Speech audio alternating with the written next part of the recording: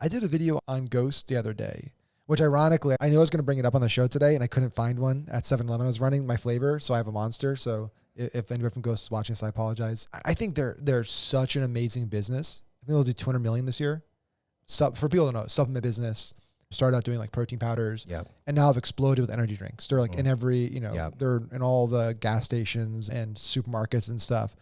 And what's so brilliant that they did early on, what got me to switch, because it's really, really hard to get people to switch something they drink every day. Yeah. Like a daily habit type product, whether it's like, this is the coffee I drink, this is the, the lipstick I use, it's whatever it is, if you use it every single day, getting somebody to switch on that, really, really hard. Yeah. And I think the only reason it's like one of the ways to get people to switch is you market to them in periods of transition in their life.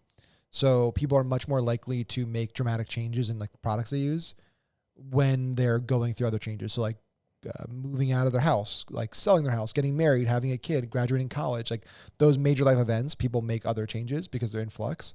And so I think I started drinking Ghost when we were having Quinn. So it's like that period was a big transition period. You get kind of out of your habits, so you pick up new habits. But one of the things that got me to buy was they have all these flavors that are licensing deals with well-known kind of iconic brands from when we were kids. Yep. So they have, Swedish Fish and Sour Patch Kids and Warheads and Oreo flavored and Chips Ahoy flavored and all this stuff.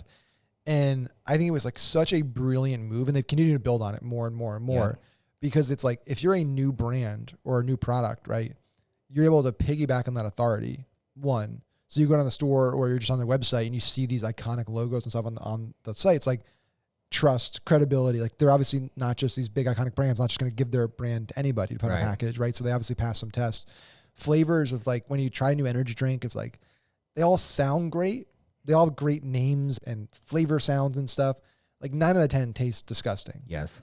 And so it's like, if I'm going to try a new energy drink and it says, Sour Patch watermelon on it, it's like, I know what that tastes like. Right. I love that candy. And I would imagine that, Sour Patch wouldn't let them put their logo on the product if it didn't pass the taste test. Right. If it tasted disgusting, they probably would say, nah, you got to rework the flavors there. So this brand, I think like such a subtle thing, but it's so overlooked. I don't think a lot of people, like a lot of brands, look into any type of licensing opportunities. And it's like, again, not cheap. It probably cost them a good amount of money, but it's like, it's what made the brand. It was such a great growth hack. Right. It gave them such a unique advantage out of the gate that nobody else could touch. And then that just accelerated them.